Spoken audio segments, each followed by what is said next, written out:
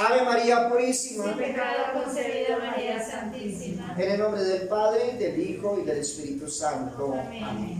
De nuevo, muy buenas tardes, amados hermanos y hermanas. Buenas tardes, Monseñor. Qué bueno que están compartiendo conmigo este camino de fe, de esperanza y de amor. Nos encontramos en la tercera semana de Pascua de Resurrección y hoy celebramos la memoria de uno de los tantos santos que tiene la Santa Madre Iglesia.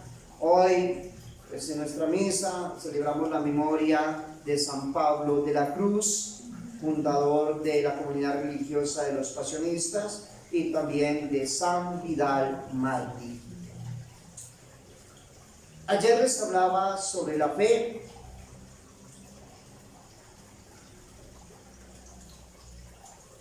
Hice una reflexión general sobre lo que es la fe, tocando lo que es los mandamientos de la ley de Dios, y especialmente el primer mandamiento de la ley de Dios, que dice amar a Dios sobre todas las cosas. Y cuando hablamos de este mandamiento, pues es necesario hablar de estas virtudes de la fe, de la esperanza y de la caridad, y también de la virtud de la religión. Entonces, teniendo en cuenta esto, pues he comenzado hablando sobre la adoración a Dios.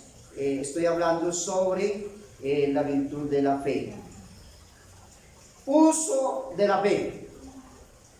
Uso de la fe. El uso de la fe, amados hermanos y hermanas, consiste en vivir de ella. Ese es el uso de la fe. El hombre carnal vive de los sentidos. El hombre del mundo vive de los sentidos. El hombre de bien vive de la razón. El hombre de bien. Y el justo vive de la fe, como dice Pablo en una de sus cartas. Para comprender lo que es la vida de la fe, es necesario concebir que el alma vive por sus acciones, que son las del entendimiento, de la voluntad y de la memoria. De eso he hablado en ocasiones anteriores, las facultades del alma. ¿La qué? ¿Cuáles son las facultades? Entendimiento, voluntad y memoria. Muy bien. Así, vivir de la fe es juzgar según la fe. Amar, desear, temer, aborrecer según la fe y emplear su memoria según la fe. Porque Dios no nos ha dado la fe como un conocimiento estéril, sino como una luz que debe ilustrar y dirigir nuestro entendimiento y arreglar nuestra voluntad y memoria en todas sus acciones. Se puede a la verdad ocupar el alma en algunas cosas que no son propiamente objeto de la fe, pero debe juzgar de todo por la luz de la fe, porque la luz de la fe se nos ha dado para discernir, amados hermanos y hermanas, para discernir los objetos en la oscuridad de la noche de esta vida y para conducirnos con seguridad en un camino lleno de lazos y precipicios, y debe arreglar sus acciones a las máximas que nos descubre que la fe y a los principios invariables que ella nos dicta y ordenarlas todas a su debido fin. Porque, amados hermanos y hermanas, la luz de la fe nos enseña que es bueno ocupar el alma en ciertas acciones y que se debe ocupar en ellas sin perder jamás de vista a Dios y los bienes eternos, lo cual es cierto aún respecto de las acciones corporales. Por ejemplo, debemos levantarnos de la cama por la mañana, ¿no?, por obedecer a Dios, que nos concede el sueño que el cuerpo necesita y nos manda que después de satisfecha esta necesidad nos ejercitemos en las obras que nos prescribe según nuestro estado. Debemos comer por obedecer a Dios, que nos manda a conservar la vida.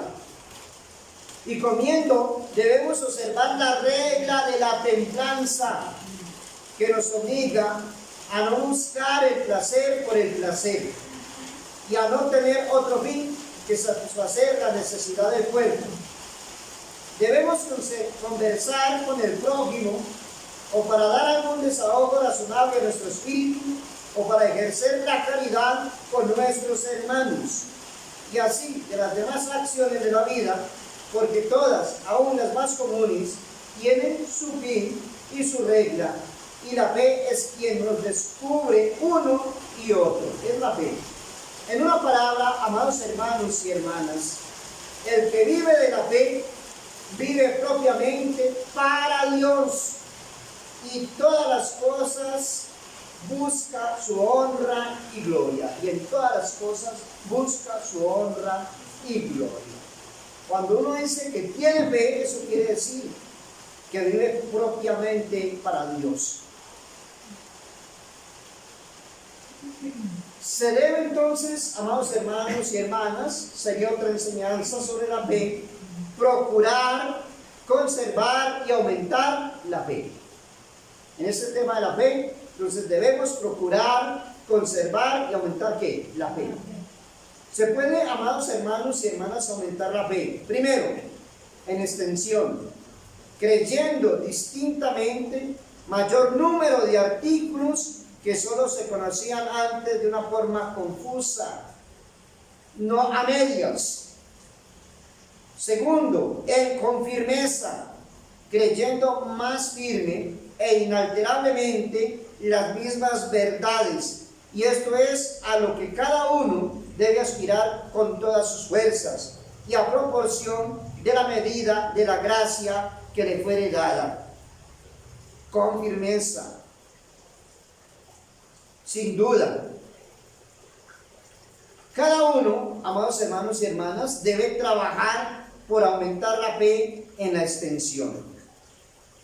Porque el conocimiento distinto de los misterios de la fe contribuye mucho a mantener el alma en la piedad, a seguir constantemente el espíritu de la iglesia en la conducta de la vida, a sacar el fruto correspondiente de sus oraciones y de los misterios que celebran, a alimentarse de las verdades y máximas del Evangelio.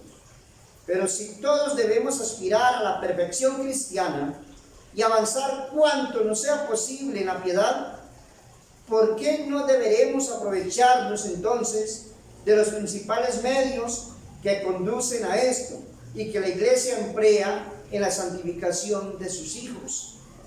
Pues a este fin ordena a los sacerdotes que cuiden y velen incesantemente sobre la más exacta instrucción de los fieles. Instruirnos en el camino de ¿qué? De la fe. Y a nosotros también pues nos toca instruirnos allá en nuestra casa.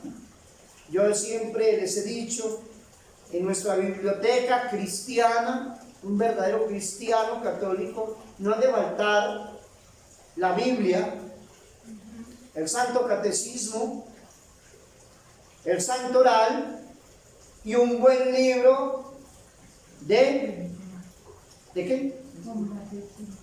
Un buen libro, yo les he dicho son 4, un buen libro de espiritualidad. Y les he recomendado, por ejemplo, El Combate Espiritual, un buen libro de espiritualidad. Estos son 4 libros muy importantes que debemos tener en nuestra biblioteca, ¿sí? Y así vamos a, si es con la Biblia, pues vamos a mirar allí meditando todos los días en los evangelios la vida de Cristo, qué fue lo que nos enseñó, qué fue lo que Él hizo, cuáles fueron sus virtudes. Y no solamente en los evangelios, lo que nos dice San Pablo en sus epístolas y los otros apóstoles en el Antiguo Testamento, cómo fue que Dios se reveló, por qué fue que se reveló, qué fue lo que pasó con el pueblo de Israel, o qué fue lo que pasó comenzando con Adán y Eva en la creación del mundo. ¿Por qué entró el pecado en el mundo? En fin, muchas cosas que hay que aprender de las Sagradas Escrituras y que convienen ¿a qué? A nuestra. Además, como las verdades, amados hermanos y hermanas, que miran a las costumbres, hacen parte de esta extensión de la fe, Es claro que debiendo cada uno cómo seguirlas en la conducta de su vida, debe también, por consiguiente, instruirse en ellas, lo más exactamente que le sea posible. ¿Cuáles son las buenas costumbres? ¿Qué es lo que agrada a Dios? ¿Sí? ¿Qué es lo que debemos hacer y qué es lo que no debemos hacer? Y segundo, podríamos decir, debemos asimismo procurar el aumento de la fe en la firmeza, ya para ponernos más en estado de resistir a las perniciosas máximas del mundo, contrarias a las verdades evangélicas, ya también para que, siendo más firme y abundante la luz de nuestra fe, nos conduzca más seguramente por el camino de nuestra salvación. Firmeza en la fe, ¿sí? Eso hay que pedirlo al Señor, también en la oración, pero eso también se consigue, como yo les acabo de decir, pues se pide al Señor, pero también meditando la palabra de Dios. Cuando vamos a la Santa Eucaristía, allí escuchamos la predicación, las lecturas que se hacen en la misa, la predicación o la reflexión que se hace en la misa de la palabra de Dios. La misma misa nos ayuda a alimentar esa fe, a fortalecernos.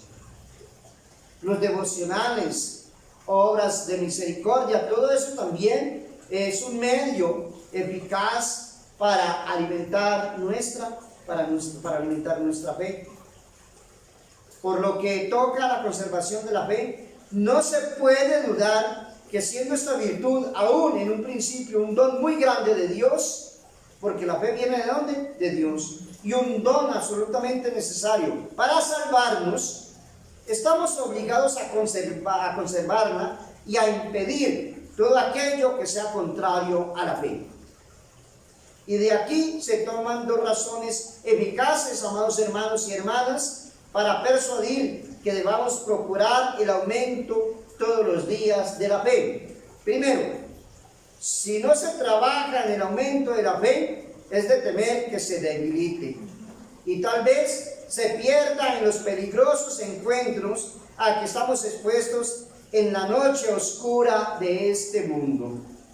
Porque cuando solo se conocen débilmente las verdades del Evangelio, y eso le pasa a muchos cristianos, aún llamándose católicos, y estando poco presentes al Espíritu, prevalecen y se apoderan de él fácilmente las máximas del siglo. Y entonces se llena el Espíritu de errores, de herejía y de impresiones, pues contrarias ¿a qué? Contrarias a la fe y a lo que Dios nos ha revelado en el Evangelio. Por ejemplo, un hombre de mundo que no cuida de imprimir fuertemente en su espíritu aquella máxima del Evangelio, dice un santo sacerdote: bienaventurados los pobres de espíritu. Se llena fácilmente de las ideas que reinan entre los mundanos, de la felicidad de los ricos y de la infelicidad de los pobres.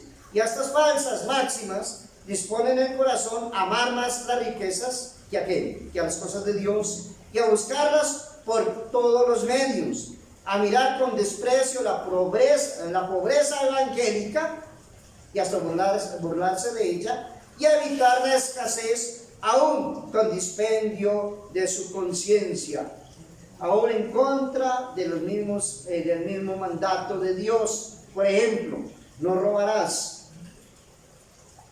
Las verdades de la fe, amados hermanos y hermanas, son el alimento del alma. No se nos olvide eso.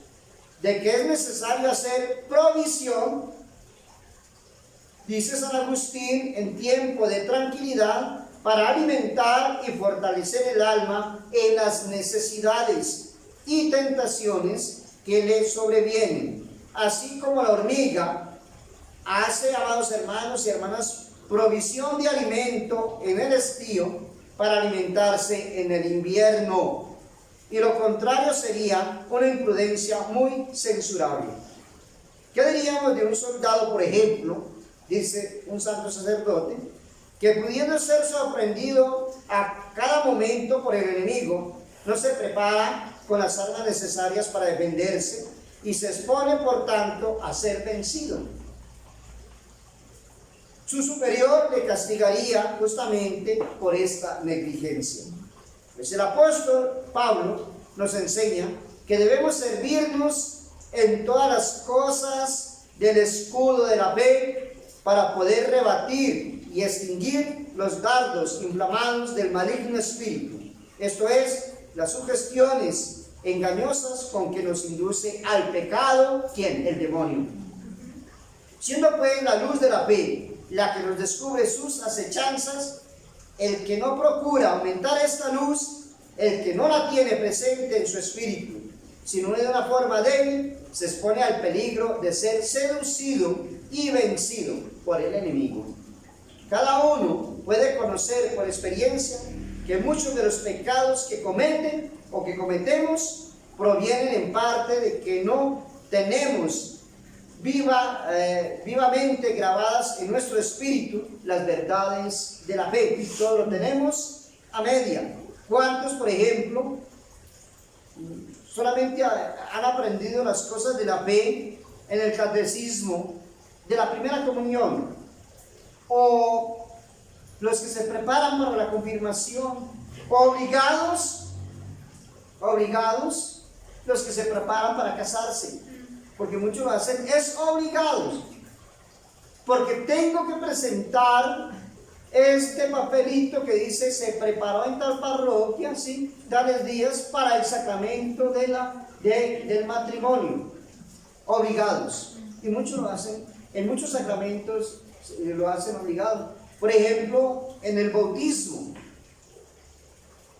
de un adulto o de un joven. Y cuando se les exige una debida preparación, no les gusta.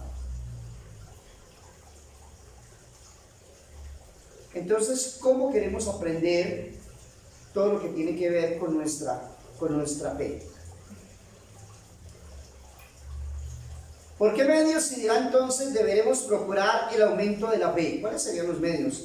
He aquí unos medios principales. Primero, como la fe en su principio y progreso es un don señalado de Dios, el mejor medio, amados hermanos y hermanas, de aumentarla es pedir con instancias a Dios su ¿qué?